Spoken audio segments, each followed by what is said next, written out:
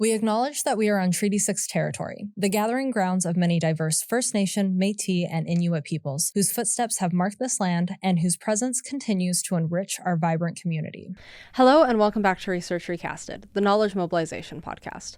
I'm your host, Kelsey Howlett, and on today's episode, Brooklyn Leschyshyn sat down with Heather Fitzsimmons Frey and Madison Francoeur. Heather Fitzsimmons Frey is an associate professor and chair of arts and cultural management in the Faculty of Fine Arts and Communication. Her research focuses on performance for, by, and with young people. She directs and creates theater for early years and is also a performance studies scholar, publishing her research in books and articles.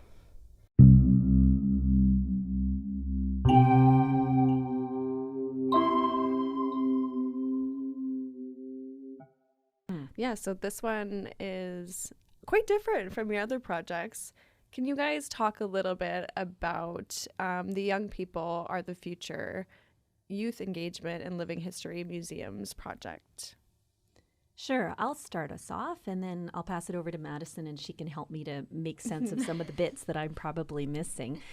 So several years ago, I was thinking a lot about how there are a lot of young people who participate in living history museums. And living history museums are the museums where people dress up in historic dress, and there's usually buildings and they kind of animate those spaces and then people enter into it. So it's a little bit like going back in time and you have conversations with the staff.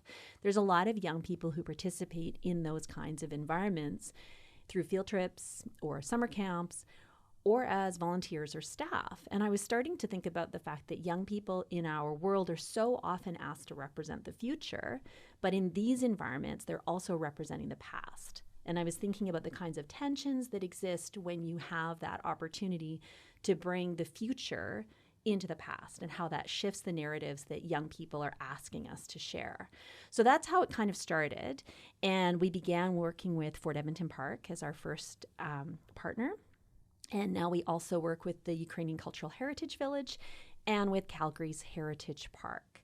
And as we started to do the work and listen to young people talk about their experiences and what they care about, we started to hear a lot more about the kinds of narratives that they were bringing to the museums and the kinds of stories that they were lifting up through their questions and through the stories that they share and the experiences that they're demanding. Mm-hmm. How'd I do? I think that's pretty much all of it. That sounds great. Oh, thank you. And so we were kind of talking about it before. You, Madison, have worked at Fort Edmonton Park before. What was kind of your experience with that? Yeah, so I started working there in May of 2022. I actually started there as a part of my field placement for my arts and cultural management degree, diploma at MacEwan. So I went there actually to do sort of an event planning field placement, and actually I think it was like the second day I was there, they were like, hey, do you want a job here? And of course I said yes because I loved it. So I started in their education team. So I was the person doing the field trips with the kids. So I would take them through whatever site or whatever part of the park we were going through, whether that was the fort or through 1885 Street, and I would lead their field trips. And then as my time there went on, I also ended up doing some summer camps for a little bit. I worked with the Indigenous Peoples Experience there, which is part of one of their, I suppose, like 5 main areas, and it's focused on Indigenous history in Alberta. And I also worked a little bit in that space doing both school programming as well as just public interpretation, so working with not just children, but the general public. And then I also did a little bit of time with a little bit of supervisory work there as well. So it kind of went a little bit all over the place in terms of my involvement there. But I was there from May of 2022, as I mentioned, up until May of 2024. So just about 2 years there. Mm-hmm. And with that, you weren't in the historical outfits? No, oh, which is like my saddest loss of not getting to dress up there. For our education team there, we were in like a polo shirt, like just like a modern dress, I suppose you would say. That was so that we could move between, as I mentioned, all those different time periods. You don't want to be wearing, your 1846 fort outfit all the way into 1905 when everyone else has their like Gibson girl hair. You would very much stand out. We call that time bending, which was not allowed very strongly. We wanted to, keep the illusion of the time period that you were in. So as the education staff, as like a field trip leader, and especially as a summer camp leader, because then you're really going all over the place. It was very important for us to be identifiable as staff, but we existed outside of time, which was kind of cool. Yeah, very cool. And for some people who maybe don't know, can you explain a little bit about like what living history looks like at a museum? Yeah, I mean, it can look like different things depending on the site. As Heather mentioned, usually what you're looking at is, we call them interpreters. So they're basically like, I always told the kids they were the actors. So they were the ones who were in the costumes. You know, they have the big dresses or the suits and the hats and all of that good stuff. So those were the interpreters, and they would be, we say, animating. So they were acting, they were performing in whatever site they were on. So at Fort Edmonton Park, we had, as I mentioned, we had like the fort, we had the 1846 fort, and we went all the way up to the 1920s. So then these actors would be in these historic homes and businesses and churches and mosques and other types of buildings. And they would basically be playing pretend as if they were actually living in these places. They could take different approaches to that. So for some interpreters, they would do, we call it first-person interpretation, which basically means that like you are the person who is in 1885. So you believe in your character that you live here and this is your life. So it's like, it's that stereotypical when you go to a living history museum and like, oh, if someone says there's a fire, they can't help you because they're in character. Like that would be like hardcore first-person interpretation. The other type of interpretation that I would say most people are more comfortable doing, we call it third person, which is where, yes, you're in costume, but you're still allowed to be like, oh, I know what a cell phone is. You know, I know what a PlayStation is or something like that. So that would be the third person. So you're still yourself, but you're still having that level of playing pretend. Like if I was here, this is what I would be doing. And that tends to be a little bit more accessible for people. You know, it's a little less intimidating to walk up to someone and, you know, at least they know what year it is. A lot of people will do like a blend of the two. So they'll mix a little bit of first person and a little bit of third person. But those are kind of the two lanes that we consider interpretation in. So that kind of makes up living history in terms of the performance of it. I mean, of course, there's other elements, historic crafts and cooking and different trade skills you see, animals and things like that. Basically, whatever it takes to bring a site to life, to make it look like it is, whatever year you've decided it's going to be. And I'd like to add to that I think that the third-person interpretation is really interesting for a lot of our young interpreters. And we're talking about interpreters at Fort Edmonton who are, you know, as young as infants. Like they do bring actual volunteers onto their staff who are 0 to 18, like that's fine. And then also they have a junior volunteer program that starts with kids are, I believe, 13 years old up to 17. So we have these very young people who are there. But by using the third person interpretation techniques, then they can also actually politicize their work, and they can say this would have been an issue or this would not have been an issue. So I know, for example, that there were 2% of that number might not be accurate, but it's not insignificant number of the registered carpenters in Alberta at a certain time were women, for example. And so you can take a look at those kinds of things, and they can offer those statistics, which can help people to understand the significance of something. And then the other thing that Madison said that's really important about living history museums is that they offer these multisensory experiential opportunities for visitors, so tasting, smelling, doing lots of action-oriented things, so that you have an opportunity to also, as a visitor, play at experiencing the past. And with your project, how does youth bring kind of a different perspective to this? I think so many ways. It's so important. And Madison, maybe you want to think a little bit about how some of your field trip planning actually, and some of the work that you did talking with the children in the field trips matters for that. But I'll start by saying that there's a couple of things that we've noticed. One is related to questions. So young people ask a lot of questions, and they ask a wide range of kinds of questions. One would be the "is this real?" type of question. And what they're not really asking, is that a real horse? Although they sort of are. But they're trying to gauge how much you're playing with them, because they know that there's some degree of artifice happening, and they are trying to figure out, what part of this should I believe, and what part of this is totally pretend. And that requires interpreters to start thinking about, well, what really matters here? What is the core thing that matters about my story and what I'm telling? And then the other kind of questions that I find a lot of young people are asking is, well, where were the children? where were the women? Where were the Black people? What are the stories of Indigenous people? Could you tell me about the eugenics policies here? Like, they start to actually really ask difficult questions that change what people are ready to tell. And so those things matter in terms of asking questions.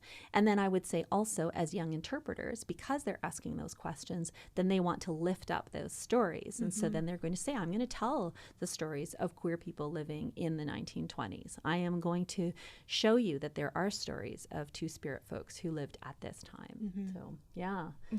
And I definitely think that is like a big part of even like working with schools. Like I remember I would get questions about topics like that. Although of course, it would depend on the school and what they were comfortable talking to effectively a stranger about. But that definitely was something that happened with young people, as well as something that I think is really fun for young people in these spaces, especially when you get into like that teenage sort of year, is like you're giving them an excuse to like be a little bit silly and like play pretend, like especially when we get older, like we're no longer asking like, is it real? Usually some of them do, but it's more of like, oh, you guys are literally pretending that it's the olden days and you guys are taking it very seriously. So it's kind of just like an opportunity to like play. And I think a lot of times when we get into school, we get into a school setting, especially, you know, you're bringing your social studies class or history class to come to a museum. You're usually not expecting to be asked to, you know, I don't know, like wash socks with like a washboard and like wring them out, like things like that. You're not going to be asked to do that in the classroom. So it's adding like a level of physicality and a level of just like silliness that you don't usually get to have in, you know, a traditional formal classroom setting. And I think that's something that's really special for young people. One, they get to experience it, but two, they get to bring it to life. They get to have that. And I think that breathes a lot of life into the museum space because, you know, the young people are the ones who are willing to go out and be like, yeah, I will get water from the well. That sounds like a great time, actually. But that's, I mean, especially as staff who work in these spaces, like we lose the novelty of like what we're doing is a little bit goofy. We would, you know, you don't always think about what it looks like to an outsider, and the young people coming in, especially, you know, young people on field trips who typically wouldn't get to come in like with their family or on their own free time. They're really bringing a unique perspective into it in that sort of way. They kind of remind us of what we're doing and like.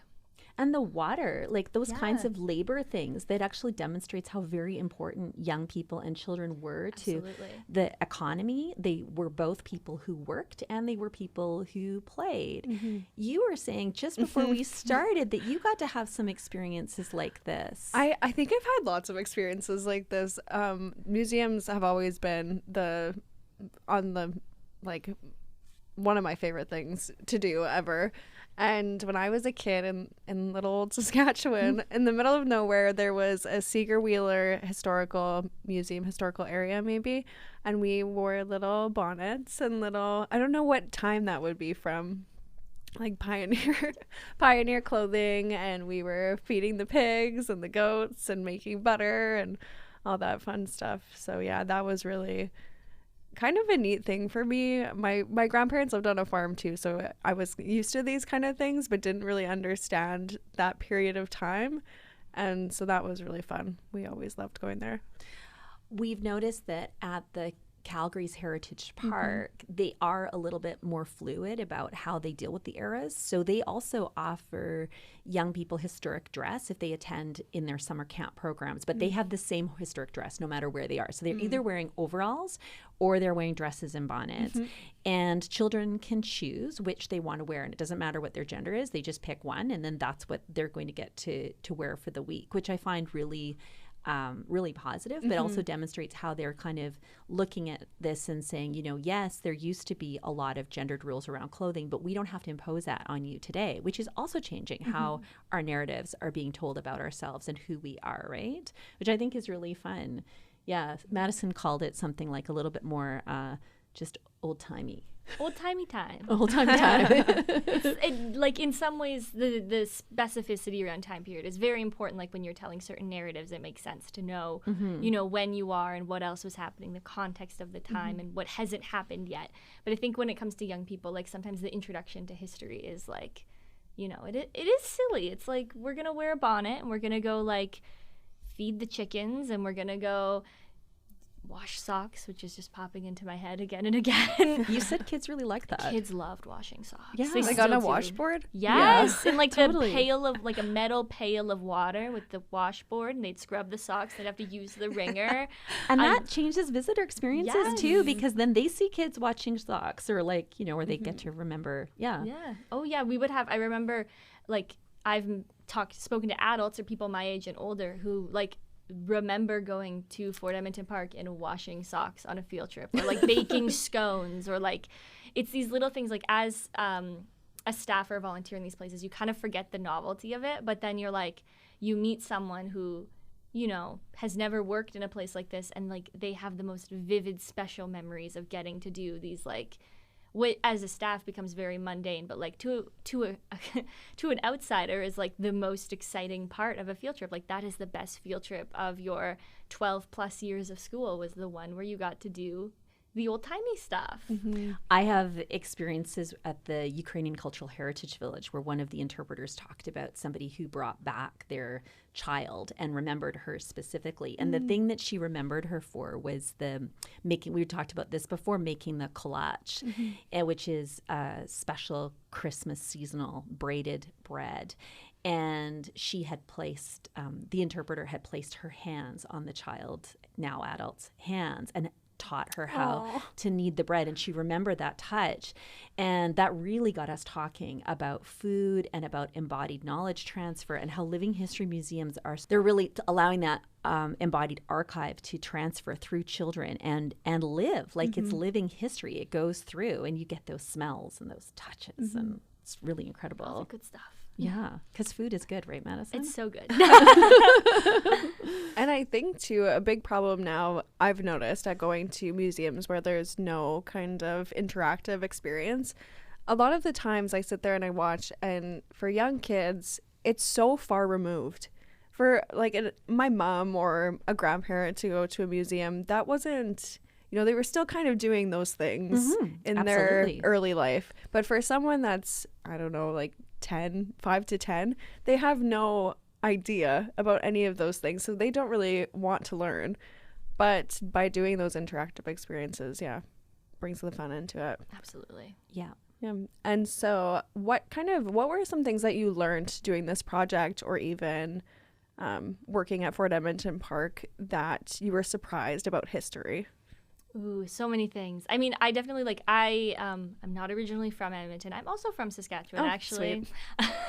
But like even just like being able to learn the history of the place, like the physical space where you currently are, like the land that you're on in this, it's a very unique way to learn history. Like it's not reading a book. Like I genuinely don't know if I ever would have picked up a book on the history of Edmonton. Like now I would. Now that I was like indoctrinated into like being obsessed with history, I probably would. But at the time, before I like really got into it, like I knew I liked history. I loved social studies. Like that was something I always enjoyed. But to have that type of learning where it's, as we were talking about, it's not just like you're reading a book, you're like embodying it. Like it really made me much more appreciative, much more considerate of like the places that I'm in. Like I genuinely like knew nothing about the history of Edmonton. I knew that there was a fort here, and then there wasn't, and now it's a city. And that was kind of like the history I knew, but to really get to dig into it and like learn like how did people get here? How was the land divided? You know, like what were the conflicts that were happening that like made, you know, certain things happen. Like one thing, for example, I remember learning about like in 1905, there's a place called Tent City on the street. So it's an area where there are tents set up that people are like meant to represent that people were living there in tents. And that was because the city grew too fast when the railway came to Edmonton, that there wasn't enough supplies and there wasn't enough like labor to build houses for all of the new Edmontonians. And you probably could have told me that, I would have been like, whatever. But like to actually see the tents, that like the exact size of what people would have lived in and like how they were set up. And that was like super impactful when I first started there. But I mean, like any single building, to see a historic building, but to like get into it and to talk about it and to like pretend you're actually there. I mean, like any part of the history really would speak to that. Like it's pretty exciting. Is there anything for you that you learned? There's been so many really interesting things that I've learned, but I think I'm going to focus on what some of the young people have been teaching me themselves. And I think that one of the things that I've been so excited about is actually, especially for the queer youth who will tell me about how they've found evidence of people like them in the past, and they forge these kind of solidarity connections, both like across time into the time and then also with queer communities in the present. So you get this really beautiful connection. And, you know, some of the stories that they share are really, they're really meaningful for them because it's making them part of their history and their community and their world. They see themselves here. I find that deeply impactful and so exciting that all of these spaces are encouraging young people to find those stories. That's something I got to see a lot working there, especially something that a lot of the interpreters do, although not all of them, but I think most of them do this, is they like pick a street name for themselves, like, which I'm saying that it sounds so silly, but they pick like their character name for like who their character is, and a lot of them choose names of great-grandparents, great-great-grandparents, or like family, like maiden names that have been lost to time, and like that's how they build their person on the street as they go back in really time, cool, which yeah. is like super cool. And then they get to learn their own family history, but I've also learned a lot about like who the young people are and like who their relatives were that are like, oh, your last name is like a name I've heard before. Like that's crazy that you're actually like your history goes so deep here. But I mean, of course it goes for people who aren't from Edmonton as well, like to get to individually hear like their connection to these points in time and like how they're connecting to like their grandparents, their aunts, their uncles, like all these different I guess ancestors that they have, which is super fun. Although it's also interesting, like there are definitely some young people whose roots go really, really deep. But there was one young person at Calgary's Heritage Park who talked to us quite a bit, and her street name was Miss Cherry, and she was a new immigrant herself. She came to Canada when she was, I don't know, a young person, certainly remembered where she lived before. And she was so excited to have the opportunity to represent this history and to perform this history of her new home and her new place and find those connections across time in those ways. And I love that Calgary's Heritage Park was really welcoming for that. And so if I remember her story correctly, she grew up in China. And so she was not actually exclusively representing Chinese histories in Calgary's Heritage Park. She was representing a lot of different kinds of histories, and she was choosing which ones to look at. But she was really interested in immigrant experiences to the Calgary area and to southern Alberta. And that's something that she really wanted, you know, young people to talk about. She wanted them to talk about the racism and what kinds of issues happened around head tax and things like that as well, even though those weren't her histories, because she came herself fairly recently. It's kind of interesting. Very interesting. Yeah. We're going to go back to your article about food and culture. Can you speak a little bit about that? Yes. So something that, well, one part of my work as a research assistant on this project was getting to go to the 3 sites we've been talking about, which, by the way, is the coolest way to spend your summer. Like, it was amazing, and I wouldn't give it up for anything. But because I got to visit, aside from working at one of the sites, I got to visit the other 2 for several different days. And something that drew my attention, like, yes, of course, the costumes and the performing and all this is wonderful, but the act of food and the presence of food in these spaces was something that right off the bat, like I noticed at the Ukrainian Cultural Heritage Village, was how much of a story the food told, and like the presence of it, like the smell of it, the look of people cooking. And then similarly at Heritage Park, like that was also such a huge thing in that space, which we talked about often, was when people would be like, oh, you're going to Heritage Park, like you need to get the cheese bun or you need to get ice cream. Like these were the things that were not only memorable, like important to staff, but it was memorable to people who had been there. Like I told people I went there, and they're like, oh, did you try the sausage roll? And I said, I didn't know it was the thing to try, and now I have to go back. But these were things that like they kept coming up throughout the entire summer. And so I kind of jokingly mentioned to our other research assistant, Tanya, I was like, you know what, I love all this cool stuff we're doing, but like there's just something about the food. And she also kind of jokingly at the time said, that's what you should focus on. Like you should write something about the food in these spaces. And then we kind of laughed it off and like didn't really bring it up. And then several months later, I would go on to write an article for the Gatherings Partnership about food in living history museums.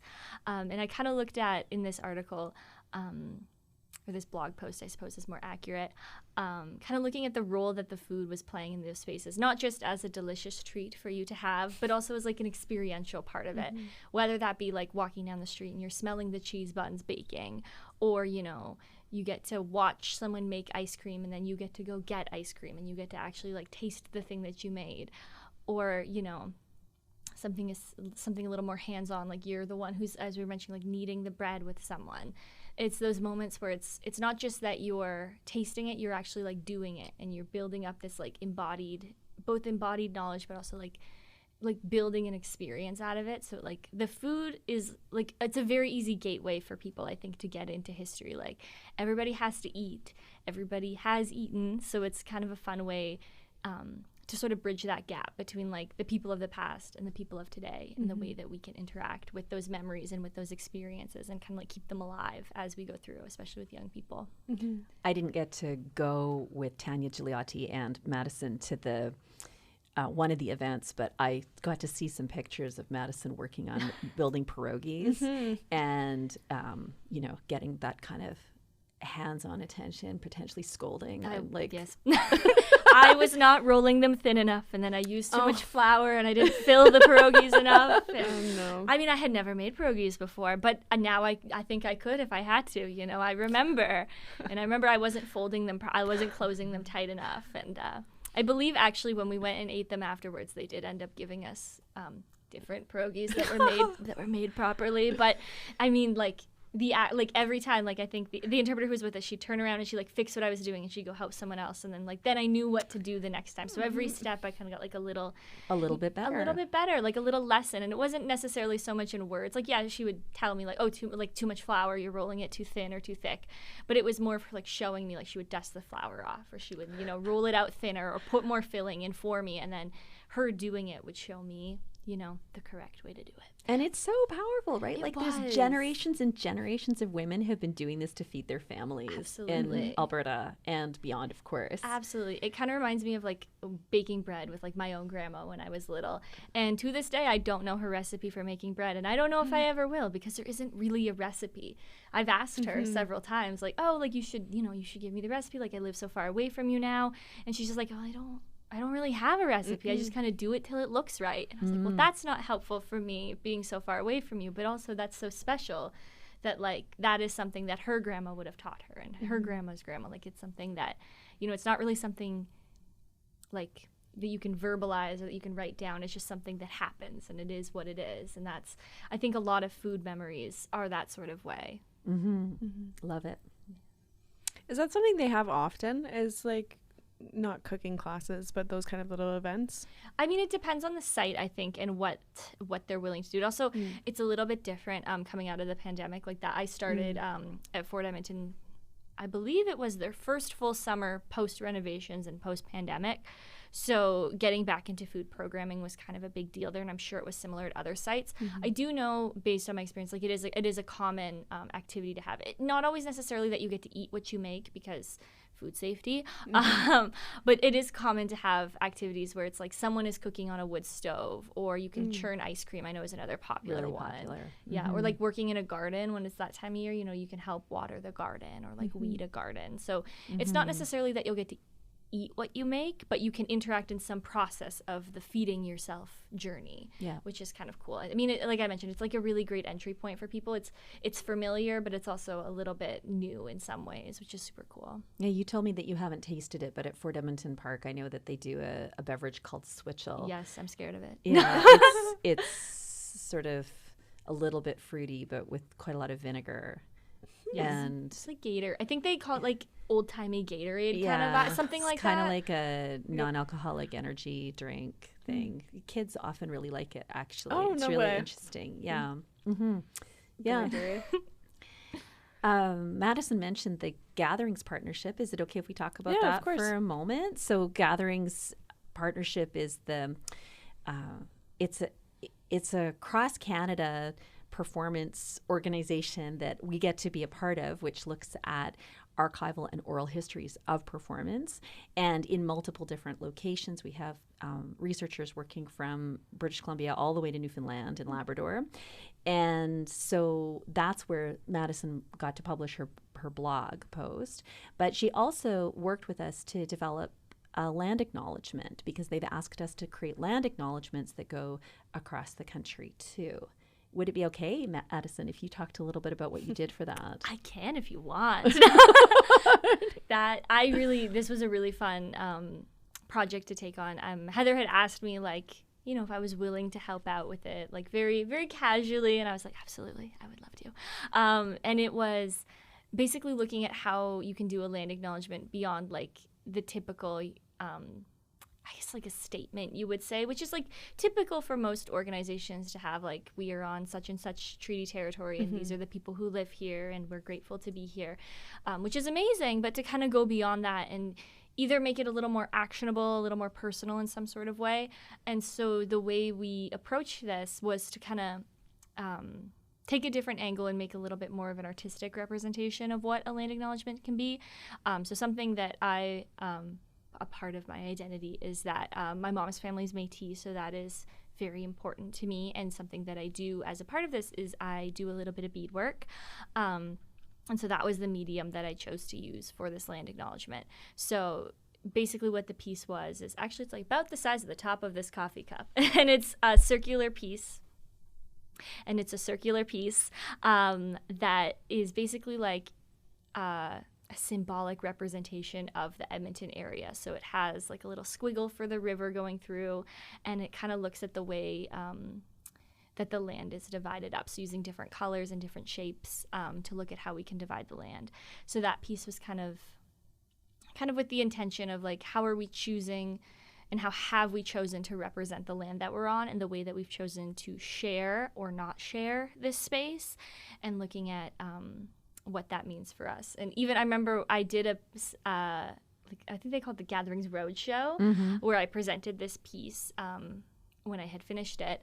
And I had even said during that presentation that I don't know if I were to make this same piece again, if I would, choose the same colors or the same patterns, even though it was like less than a week since I had finished it. And I feel the same now thinking about it and like imagining what it looks like.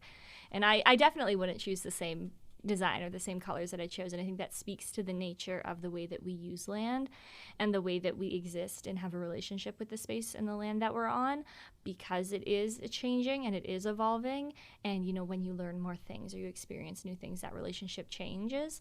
Although there is like still consistency, like we're still in the Beaver Hills House area. This is still a gathering place for the last, time immemorial, right? You can't even put a number on it. So to think about like things are consistent, the river is consistent, the river valley is consistent, but the way that we've chosen to use the land or to not use the land, and to share or not share, to be on and to not be on, that is like an ever evolving and an ever changing thing. And that sort of was my goal in this piece. I think we're kind of wrapping up time here. Was there anything else you wanted to talk about or anything we missed? Well, I think that I'm just going to flag really quickly that Tanya Gigliotti, who's not able to be here with us today, and Madison were also working on some really interesting things related to literatures that young people use as a bit of a gateway to coming into doing this kind of volunteer work. We're getting really excited about doing summer camps. Madison and Tanya were talking a lot about Dear Canada and Anne of Green Gables and Little House on the Prairie, all those good ones. And how those stories of young people, where it puts those young people at the center of the story, and that they're strong young people and that they can take action and make change, can actually be really inspiring for young people.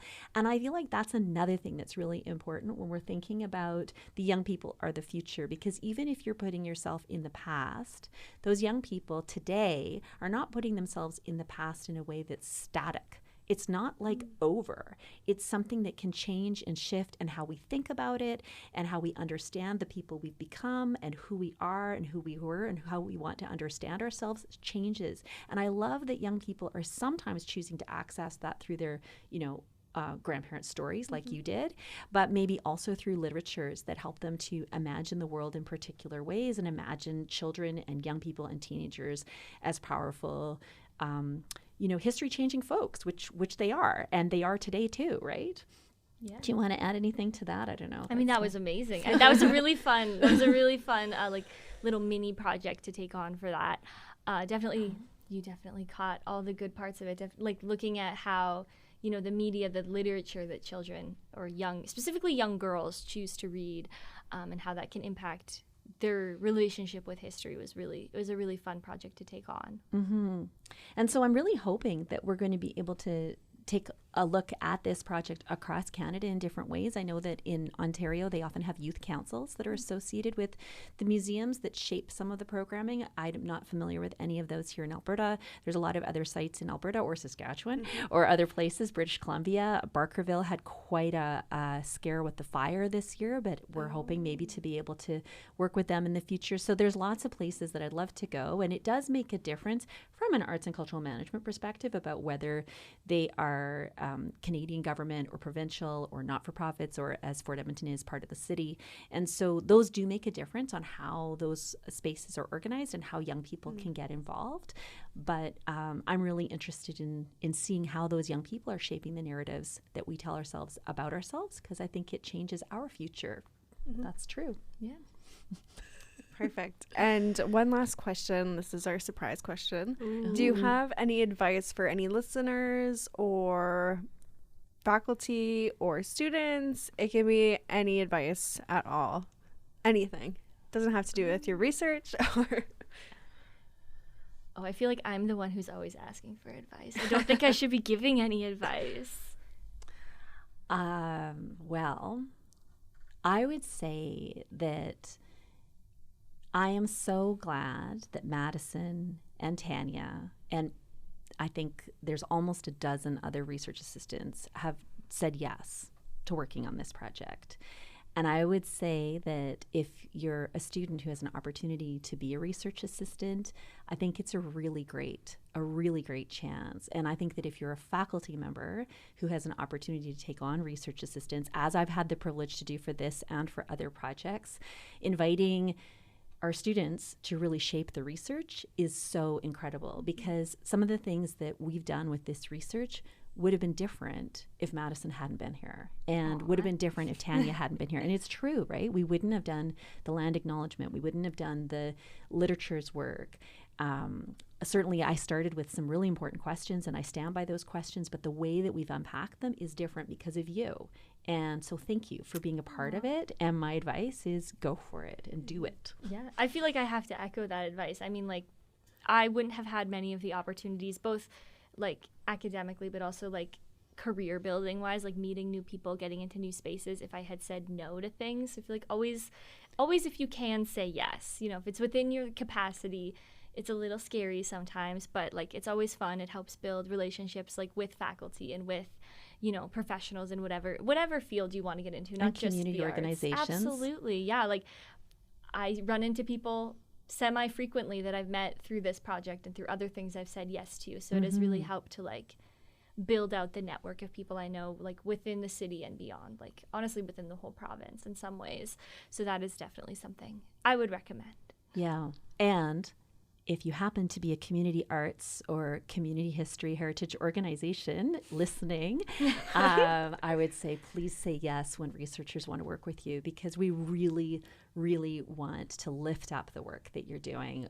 We're so impressed with the work that our community partners have been doing and shaping and changing and being responsive to young people and to others. And yeah, it's fantastic. We love Calgary Heritage Park. We love Fort Edmonton Park. We love the Ukrainian Cultural Heritage Village. And we think that the team there are so fantastic. So yeah, say yes. Say yes. It's great.